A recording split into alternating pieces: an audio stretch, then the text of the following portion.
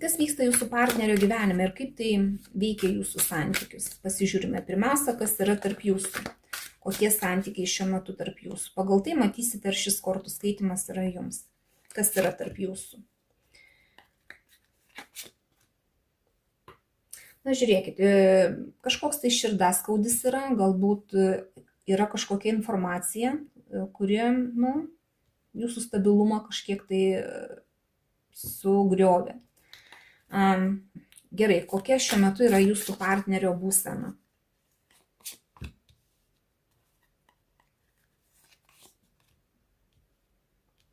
Na, žiūrėkit, negaliu pasakyti, kad jisai blogai jaučiasi. Čia galbūt greičiau jūs jaučiatės taip, kad kažkas tai ne pagal jūs, kažkoks stabilumas išmuštas iš po kojų.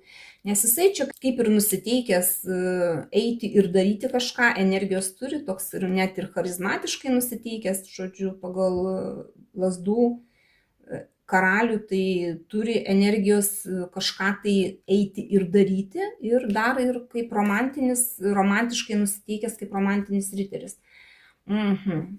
Kas labiausiai užima jo mintis šiuo metu?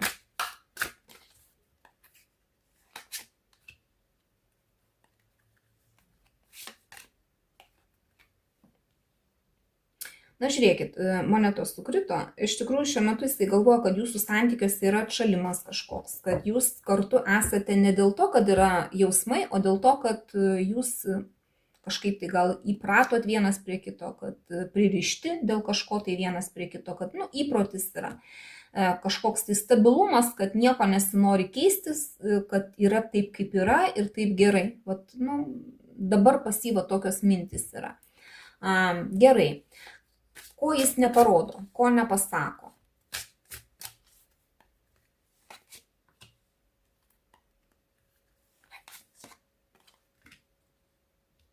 Na, žiūrėkit, jisai neparodo to, kad galbūt dabar yra kažkokia tai pagalba suteikiama kažkam tai iš praeities, galbūt žmogui kažkokiam iš praeities, galbūt yra kažkokia tai situacija, kur jisai padeda ar patarimais, ar finansais, kažkur tai kažkam tai, kas buvo praeityje. Ir to jisai dabar nei parodo, nei pasako. Ir čia galbūt dar netgi gali būti taip, kad jisai neparodo to, kad iš jūsų jisai tikisi kažkokios tai pagalbos galbūt, arba kažkokio tai bendradarbiavimo, taip kaip buvo kažkada anksčiau. Gali būti ir toks variantas, dėl to, kad galbūt kažkas tai, jisai prisimena, kaip buvo, o dabar to nebėra, jisai to nemato. Dabar nusistovėjimas, kažkoks šaltumas, nėra to tokio, kad aš tau padedu, tu man padedi, nėra to tokio, kad aš paprašiau pagalbos, padėjo, tu paprašai pagalbos, aš tau padėjau, taip. Jisai to dabar neparodo, bet jam to galbūt ir reikia. Ko jis tikisi iš jūsų santykių artimiausių metų?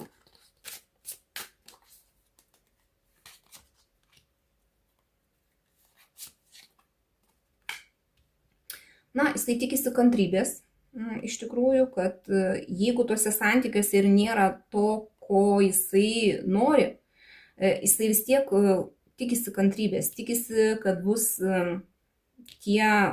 tos pareigos užkrautos, kad jisai sugebės jas patempti.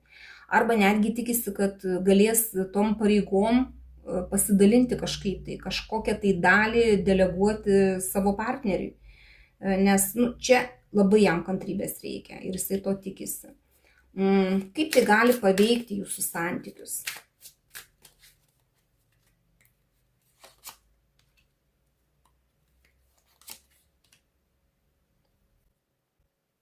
Na, iš tikrųjų, tai, ką jisai galvoja, tai, ko jisai nori, čia irgi, žiūrėkit, jisai nori pagalbos. Šičia jisai irgi nori pagalbos kažkokios. Tai jam yra sudėtinga turbūt vienam tempti viską. Ir jisai nori, kad būtų dirbama dėl šitų santykių, dėl šitų galbūt namų jūsų, bendrų kažkokių tai reikalų, bendrų įsipareigojimų kartu, kad būtų dirbama. Ir kad nebūtų kažkokių tai baimių, kažkokių prisigalvojimų, kad būtų aiškumas.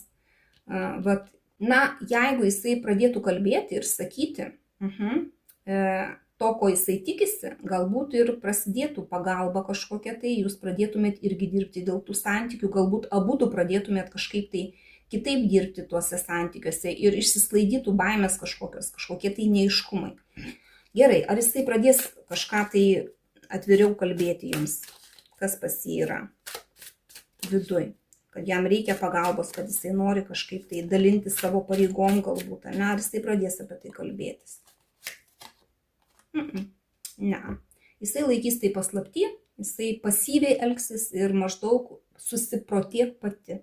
Galbūt tada reikėtų jums bandyti kalbėti su juo, kas čia yra negerai, kokias čia jisai pareigas norėtų dalinti su jumis, ar ten kažkokius tai įsipareigojimus ar darbus, ką jums reikėtų daryti kitaip truputį, kad jisai nesijaustų, kad jisai yra šalia jūsų dėl to, kad jisai taip turi elgtis, kad jūs negalit vienas be kito, kad yra kažkokie įsipareigojimai, kad yra taip nusistovėję, kad tie santykiai truputį pasikeistų. Tai va.